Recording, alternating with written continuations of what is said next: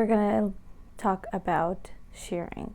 More specifically, a different method of shirring to use less of that precious elastic thread that we have, and also what to do when the shirring doesn't work out the way we want to.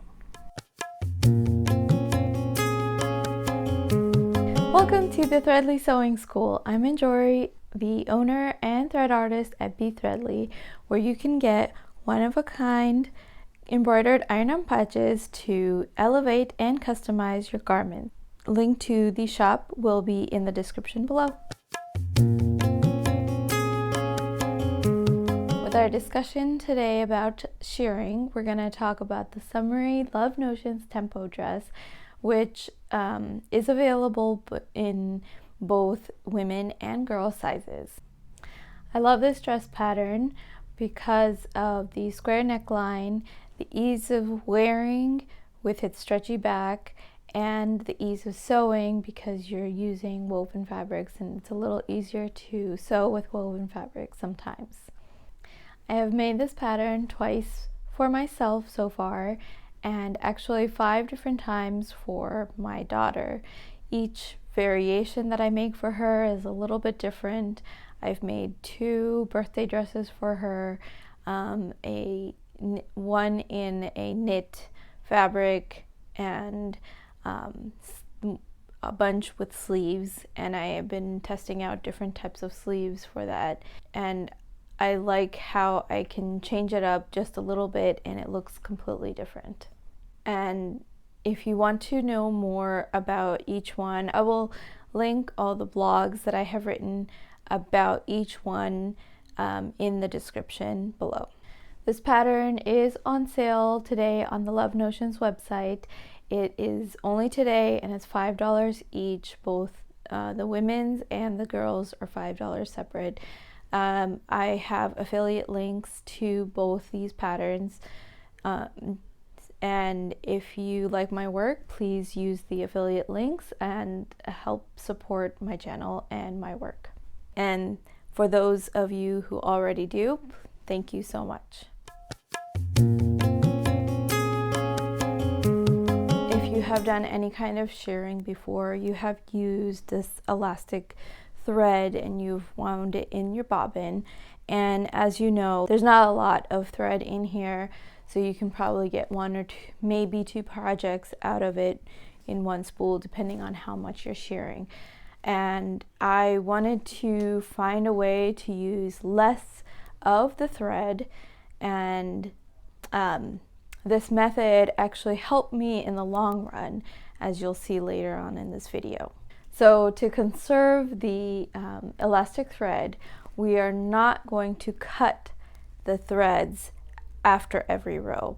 Instead, we're going to turn our work around and then keep going, and this creates a little bit of a loop around in each, so you're kind of going back and forth like this, and it's just one continuous stitch, and you'll see what I'm talking about just in a second.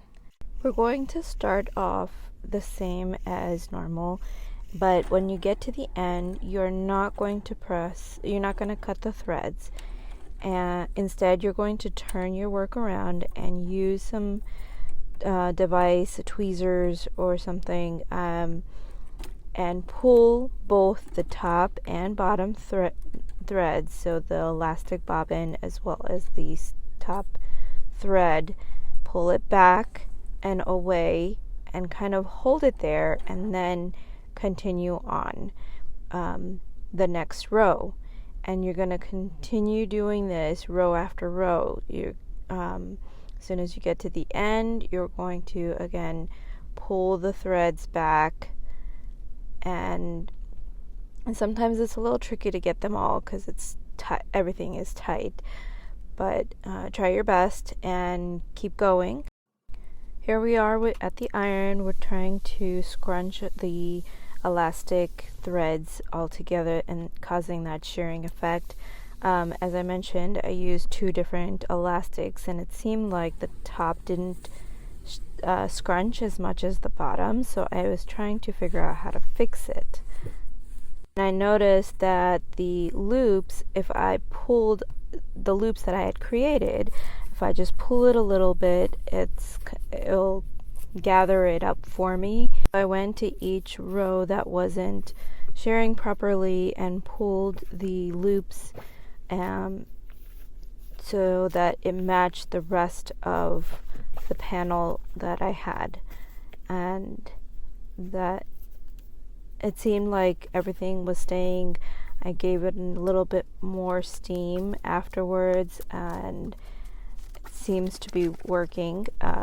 My daughter has worn this for over a month now, so it has not unraveled or anything. So that's how you fix shirring that has not gone the way that you wanted it to. And you see me here just kind of rearranging the gathers to make it look even. I hope the tutorial was helpful for your next shirring project and that you are able to use it and get more out of your elastic thread that you have. And if you have any questions or if you have a different method of shirring, let me know in the comments. I would love to hear about them. And I'd like to thank you for watching, and until next time.